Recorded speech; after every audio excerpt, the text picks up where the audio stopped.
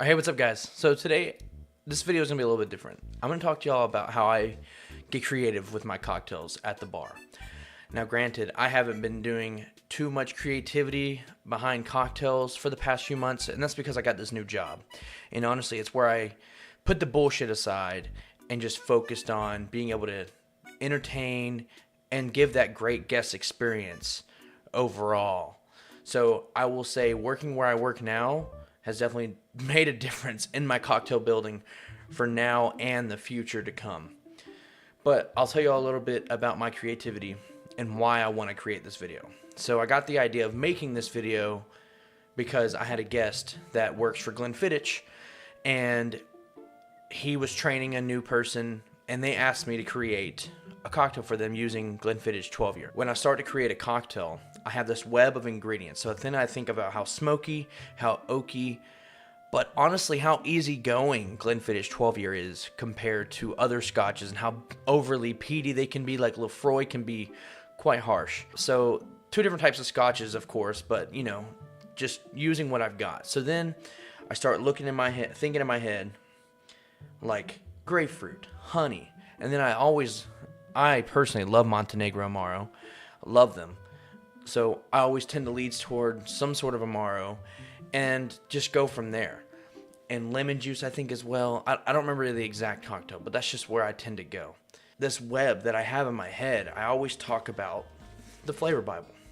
And if you can't get your hands on this book, your local bookstore probably has it, and you could probably just like borrow it. Or if you're lucky like I am, here in Nashville, I have a thing like McKay's, and they sell that book for $12. Granted, I got this book brand new myself, but it's a great investment, truly. But basically, it breaks down the flavors. Like, it tells you what pairs well with what, which is cool. So like lemon pairs well with a bunch of ingredients like garlic and garlic and shallot and all these different other ingredients. So then I'd basically take that method, I turn it into a web in my head, and I don't just pair it with like specific ingredients. I pair it with bottles, cordials, liqueurs, syrups, juices, etc. Like, I just have this web in my head when I'm building a cocktail in the moment. Now, granted, I'm tasting as I go to see if it needs more sweetness, if it needs more dilution, more acid, more umami, you know, so on and so forth. And that's just how I do it. And it took me a while to get to this point. I had to build my palate to even get here. You know, I've had to taste a bunch of spicy things. I had to taste a bunch of things unseasoned. I had to taste a bunch of crappy food.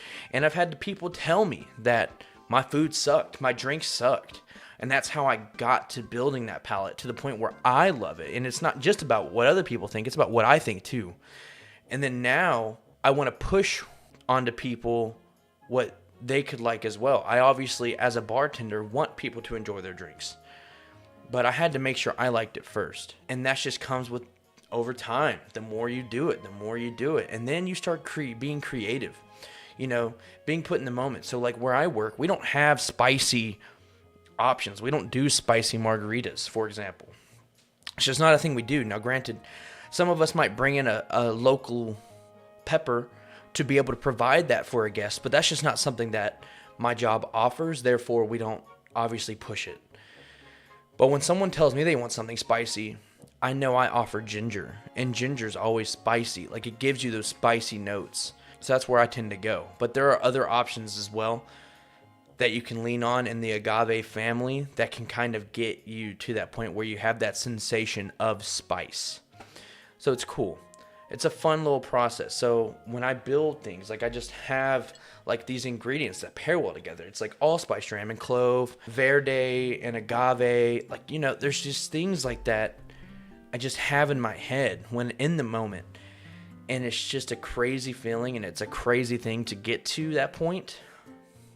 You just got to taste and balance your drinks out, balance your food out, and just learn what pairs well together. You don't want to overcomplicate things with a bunch of different ingredients, because honestly, the basics is where it's the best.